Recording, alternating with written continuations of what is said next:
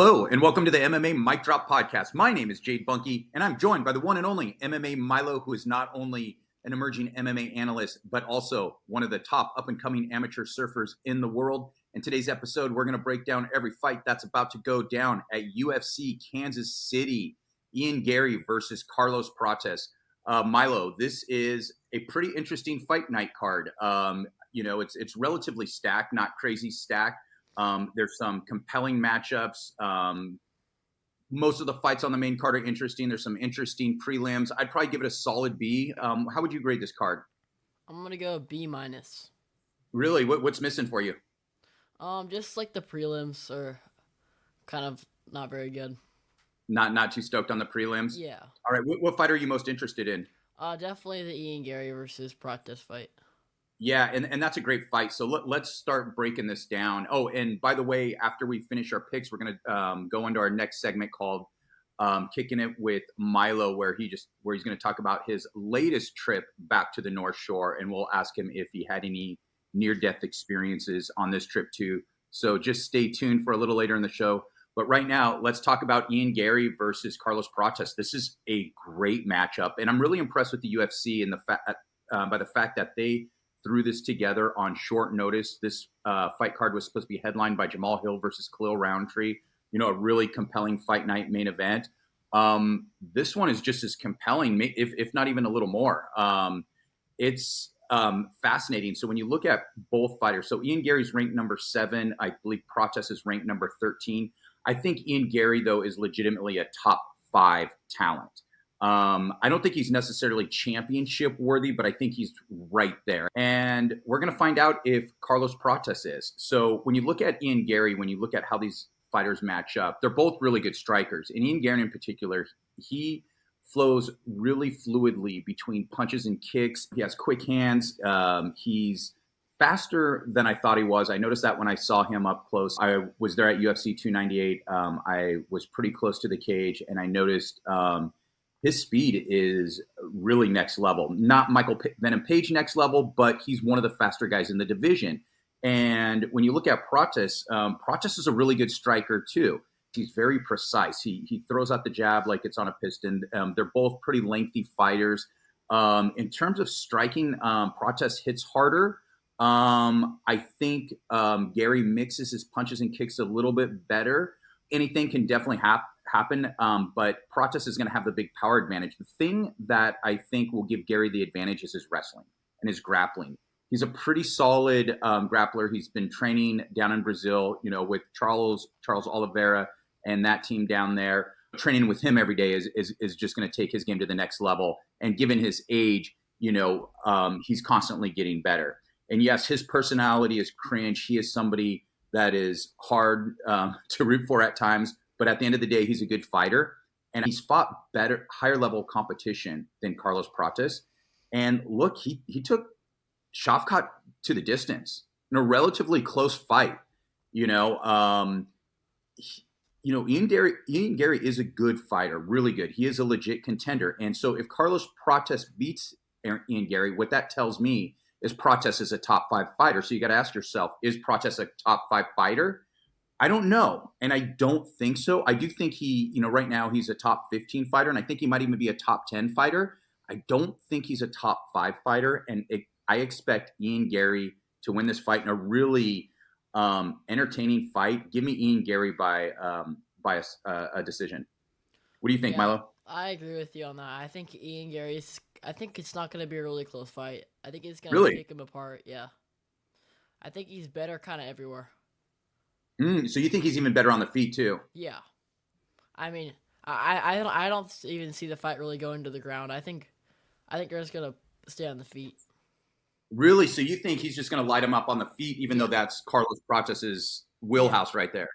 Yeah, I think Ian Garry's. I think he definitely mixes it up better. Okay. I think both the guys are top 5 fighters, though. Oh, you really do? Oh, you do? Okay. Do you think either one of them would be a future champ? No. If maybe Shavkat, if Shavkat wasn't in the division, then I think so. If he wasn't, yeah. That kind of changes everything. So I think both these guys beat Leon Edwards If that's Yeah, I agree with you on that. I totally agree. And Leon Edwards right now is ranked number 3, so that makes sense. Yeah, that those are both top 5 guys. I see what you're saying. How's it going to get? You think it's going to be a decision, or do you think Ian Garry's decision? Okay, and the odds: Ian Garry as a minus 120 and Carlos Prates plus 100. So it's a pretty close fight on the money line, and that's goes to show you how interesting it is. Now, a fight that is going to be much less competitive, and it's a retirement fight for Anthony Smith. It's Anthony Smith versus Mingyang Zhang. Zhang is a minus 425 favorite. Anthony Smith is plus 325. Look, we all know about Anthony Smith, right? He has 35 finishes out of his 38 wins, but he has fallen off a cliff athletically. He's slow, he's old. Once in a while he's able to pull a rabbit out of the hat like he did with Vitor Petrino, where, if you have a younger guy who makes a mistake, Anthony Smith is that savvy veteran. But the problem is Zhang has serious knockout power. He's finished all his fights. Now, what's interesting, all of his losses are by finish as well. So this guy, maybe there's one that went a decision. I'm not sure. But yeah, he either finishes you or gets finished. He has really good power, and I think he's going to knock Anthony Smith out. I think he's going to knock him out in the second round. Probably TKO. TKO. So give me Zhang TKO second round. What do you think? I agree. I'm going to go first round, though, for Zhang. Really? Yeah. Do you think Anthony Smith is just done now? Yeah, he's done. He's too old. Yeah, he's been, and it's funny because his career, there's so many times where you think he's done, then he comes out and gets a couple of wins, and he's done, and he comes back. But now I think it's just, I think it's just from here. Yeah, he's really washed. All right, next up we have Giga Chikadze versus David Onama. Chikadze is a plus 155 underdog. David Onama is a minus 180 favorite. I'm a little surprised by that line. Now, Giga Chikadze, he's an elite level kickboxer. He has the Giga kick. I mean, really good kicks to the body, good striking. He's a solid grappler as well. And, he was in the running a while ago, making a run towards the title. And he came up against Arnold Allen or before that, even Calvin Kattar, lost both those fights. But look, those are top tier fighters, right? Both of those guys are legitimate top 10 fighters. And so I would say Giga is at minimum a top 15 fighter, right? And maybe, before he be, let me rephrase this differently. A couple years ago, because now he's 36, when he's 33, 34, he's probably, a top 7 or 8 guy in the division, just not at that real top tier. And the reason why I wanted to bring that up is, similar question to, where's Carlos Prates, relative to Ian Garry, and where you think he would ultimately rank as, or where he would ultimately rank. I don't think David Onama is a top 5 fighter. I don't think he's a top 10 fighter. He came in with a lot of hype, and he has some raw athleticism. He has some good tools, but he hasn't looked that great. I believe he has a loss to Nate the Train, if I remember. I mean, he showed some toughness in that fight, but, if you're a top 10 fighter, you're not going to lose to Nate Landwehr, right? And so even though Giga's a little bit older, I like him in this fight. I'm going to take Giga. I'm going to take him third round by Giga kick. I like that. I want to go Giga too. I'm going to go decision though. Decision? Yeah. Probably more likely. More likely. Yeah. So yeah. And when Onama came in, a lot of people were fired up on him. I think that's kind of fizzled out just a bit, but there's still some people that, have some belief in him to a certain extent. Next up, I mean, and this fight card's actually, as I'm looking at it again, is actually pretty deep. Michel Pereira versus Abus Magomedov. Pereira is a minus 160. Magomedov is a plus 140, and I think Pereira is going to smash him. I think, look, Abus Magomedov has skill, but he's not a fighter. He's talented. He has really good kicks. He has some decent wrestling, really good strikes, really long, really lengthy, can really put a pace on somebody until he gets hit, and then he folds. And that is going to be the problem. We used to question his cardio, but it looked like, recently he's kind of turned that around a little bit. But I think cardio is only part of the problem. I question how much dog he has in him. And, when you fight somebody like Michel Pereira, he can catch Michel Pereira. But I think more likely than not, Michel Pereira is going to catch him. And when he catches him, he's going to hurt him. And I think he's going to fold. Give me Michel Pereira by second round TKO. And I think anything can happen. It could be back and forth in that first one. But I think after Michel Pereira lands a couple good shots on him, I think Magomedov is gonna fold and he's gonna get lit up. What do you think? I'm gonna do Michel Pereira by first round backflip TKO. There you go. And with that dude, that is possible because he's probably the most athletic guy in the UFC, and we've seen him do like crazy flips and everything. And yeah, that would not surprise me. All right, next up, and this is, I think, I think this is the sleeper fight on the entire card. Randy Brown versus Nicolas Dalby. Randy Brown is a minus 190 favorite. Dalby is a plus 165 underdog. Dalby is 40 years old, and typically I pick against fighters who are 40, 39, 38, even 37 until you see what Dalby has done. He has not missed a beat since he's gotten older. It's pretty crazy. It looks like he's even gotten better. And what he does is he pushes a pace. He puts a pace on you. He throws high volume, and he just keeps going and going and going. And he lost a controversial decision to a pretty high-level fighter in his last fight. Before that, he beat Gabriel Bonfim. And I think Bonfim is legit. I think he's a really legitimate talent. I think he's a legit top 10 talent. Now, the question is, going from 38 to 39 and now 40, what has fallen off just a little bit? And the problem is with Randy Brown's not ranked, but he should be. He's a top 15 fighter. He has really good strikes, really good kicks. He uses his length really well. I just feel he's just underrated, and he needs top 15 talent. And I think there's a lot of guys in the top 15 he can beat. I think this will be a back and forth war. I think Randy Brown is a little more precise and a little more methodical in terms of his striking approach than Dalby. I think this is going to probably be the most interesting fight on the card, but give me Randy Brown by decision in a back and forth war. I agree with you. I think I'm going to go Randy Brown by decision. All right. Any reason why? Is it Dalby's age? I think he's just younger. Yeah.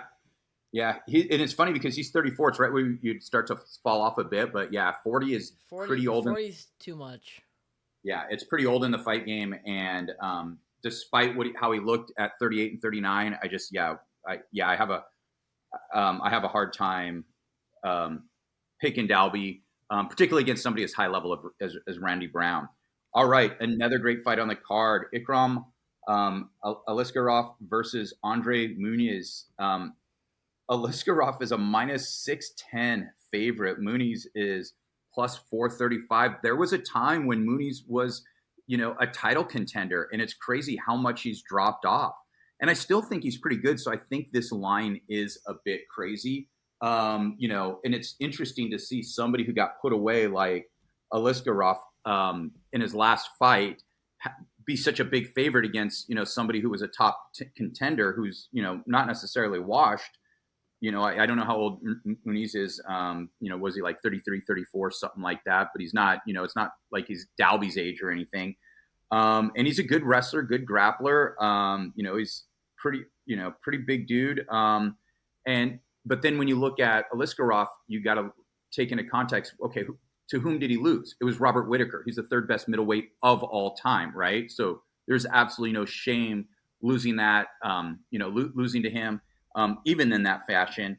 And so when you look at Aliskerov, he's he hits hard. He's a good striker, but he's also a good wrestler as well. So he's got that all-around game where Muniz is just one-dimensional. So what's going to happen is if it stays on the feet at all, Aliskerov is going to light him up. If it goes on the ground, it depends who's going to get top position first, I think, in terms of how that fight will play out. But I'm going to go Aliskerov, and give me Aliskerov by third round TKO. I'm going to go Aliskerov by second round TKO. Wow. All right. Moving on, Chris Gutierrez versus John Castañeda, and we'll move a little more quickly as we get lower on the prelims. Another good fight. Both at minus 110. There was a little hype on Gutierrez for a while. It's kind of fallen off a bit. He has some pretty solid. He has a pretty solid kicking game, and I think he was hyped up, and then he lost that fight to, an older Pedro Muniz and I don't Munoz. see Chris Gutierrez on the thing. You don't? Nope. Oh, okay. He is definitely. Schnell. Yeah, that's the next one I have here. But he is definitely fighting. He's fighting John Castañeda.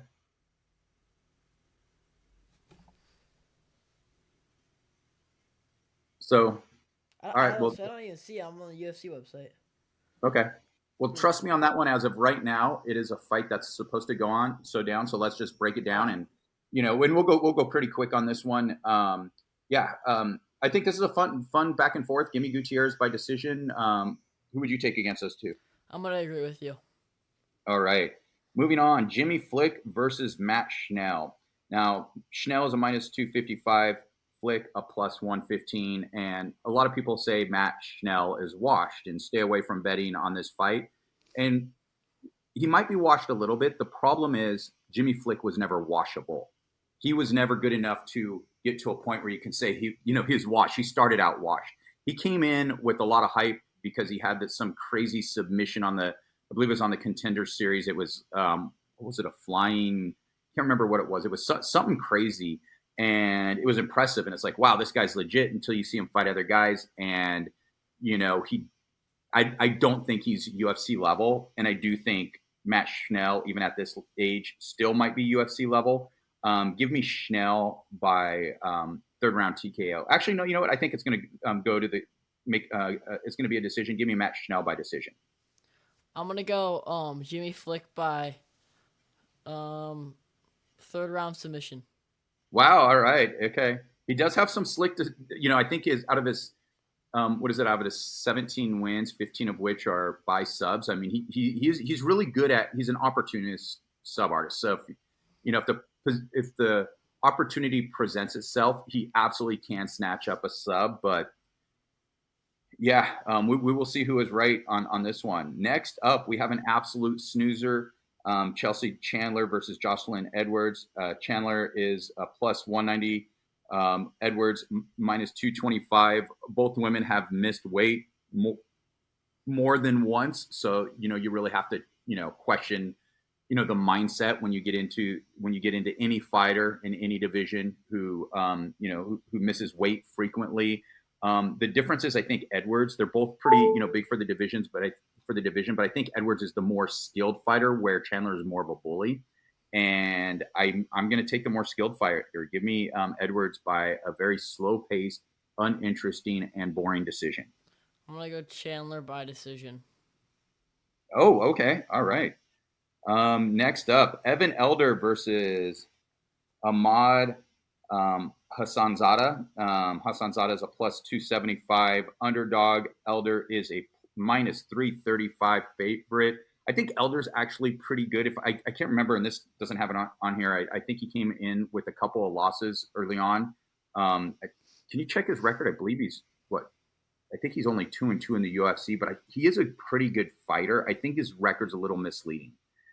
And I think he is going to run over Hassanzada here. Give me Elder by third round TKO, and let me know if you can see his record on there. I can't remember exactly what it was. It's 9-2. 9-2, yeah. And the two came in the UFC, right? His first two fights in the UFC. Yeah. Okay. Against whom were they? Let's see. He lost to Sadekov and. That's right. Muslims. Okay. That's it. Oh, okay. Okay, but yeah, he's a solid fighter. Who do you got in this fight? I think I was gonna go with Elder. Okay, and by in what way? Decision. All right. Next up, Jaqueline Amorim versus Polyana Viana. Viana is a plus 340 underdog. Amorim is a minus 410. Give me Viana by a crazy decision upset. What do you think, Milo? I'm gonna go Amorim by decision.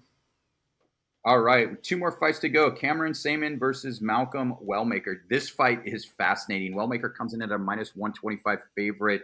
Saaiman plus 105 underdog. Now remember, Saaiman, he is good, and he's only like 25, 26. He has a couple of losses, but one of his losses to like Peyton Talbot, who I think is a legit, despite his recent loss, is a legit top 5 talent. I don't think there's any shame there. And I'm trying to remember off the top of my head against whom else he lost. There was someone else, but again, it wasn't something that said, oh, this guy was fraud checked or anything. I think he's the real deal. I think he has top 15 upside. He lost to Rodriguez. That's right, Christian Rodriguez, who's another good fighter, right? So, early in his career, somebody who can make a lot of changes, evolve his game. I think he has top 15 upside. Now, Wellmaker, though, has looked really good on the Contender Series, and he is the favorite. I'm a little torn on this, but give me Saaiman by decision. What do you think? I agree. I'm gonna go Saaiman by second round TKO. All right. So you think he's the real deal too? Yeah. Awesome. All right. Damon Blackshear versus Haley Alateng. This is an okay fight. It's not necessarily the most high level fight. I think Blackshear, I was kind of high on him when he first came out, but I think, I maybe overestimated his abilities. He's a minus 320 favorite, but he hasn't looked that, as good as I thought he would in the UFC. Alateng is a plus 270 underdog. I'm still going to go with Blackshear. Give me Blackshear by third round submission. What do you think? I'm going to go Blackshear by first round TKO. Wow. All right. So there you have it for our picks. Now let's get into our next section, Kicking It with Milo. If you've watched this show before, you know that Milo is one of the top amateur surfers in the world. He goes to the North Shore of Hawaii, which is quite a bit, which is the quintessential proving ground. And he was there a couple months ago where he almost died because he was surfing 25-foot surf, which was pretty crazy. Then he went back again. The waves were not as big. It was still, 10 to 12 feet on some days, but then some smaller days. And any near-death experiences this time, because you just got back a couple days ago? Me and my friends got caught inside, but it was like a 20-foot whitewash at Sunset Beach. And it did get big one day. Yeah, it was huge one day at Sunset. Oh, wow. And white, it's really deep there, so it's kind of scary. But it was brutal. It was it worked me for a second, and I came up. Not really thing. I surfed Sunset once, and it's the most terrifying wave in the world, and I didn't even get it big. Yeah. It was just a little overhead because it is so powerful. Yeah. There's so much water moving there, and I'm like, how can this just be a little overhead? And it absolutely, if it pushes you back so far and drags you across, and there's just so much power there. I was blown away. That's the most powerful wave I've surfed over there. A lot of energy. That place absolutely terrifies me. Do you have any footage of that? Yeah, had it on the camera, but my dad left it in Hawaii, so. He left the camera in Hawaii? Yes. So this might be a little foreshadowing who is Kook of the Week when we get to that. Cool. So good time, only one near-death experience this time, and some fun days out there, right? Yeah, it was super fun. Awesome. Yeah, your dad said, your dad was stoked because we said it was pretty big, but it wasn't crazy. And and I think your dad was pretty stoked about that. And I'm always Milo stoked. And he's all, no, he wants it bigger. He wants it 20, 25 feet, which I just think is insane. Yeah. All right. So let's go on our final section. Kook of the Week. My Kook of the Week is any ref that keeps telling people to work when they're in a clinch. I know it's boring for a lot of people. Yeah, because you see guys clinching, and that's part of that's part of MMA, right? You see people wrestling, and just because you're not advancing position quickly doesn't mean you're not, putting pressure on one part of the body to get the other person to do this and that. I mean, there's so much back and forth that's so subtle, and you got to let MMA be full MMA. It's mixed martial arts. You got to mix the arts together. You gotta let people grapple. And yeah, I know you don't want people stalling. And I do think there's a valid point when Finney a couple weeks ago was, kind of just laying, on the other dude. That was a little, that was a bit much. And I can understand that. But for the most part, Don't tell people to work. Don't tell people to advance their position. That's that, because then you get into manipulation. You don't. It's no longer the fighters deciding. The ref's job is to enforce the existing rules, not to dictate the pace of the fight. So that's what I'm categorizing as my kook of the week, and your kook of the week is This is my dad for leaving the camera. total complete kook. Yeah, Wow. such a kook. Can you like disown him? Is that Yeah, possible? Is that a thing? yeah. Just yeah. That is tell him. Yeah, that is terrible. Just tell him I said he's a complete kook for that too. All right. All right. There you have it. Any other anything else to add? Drop the mic. We're out.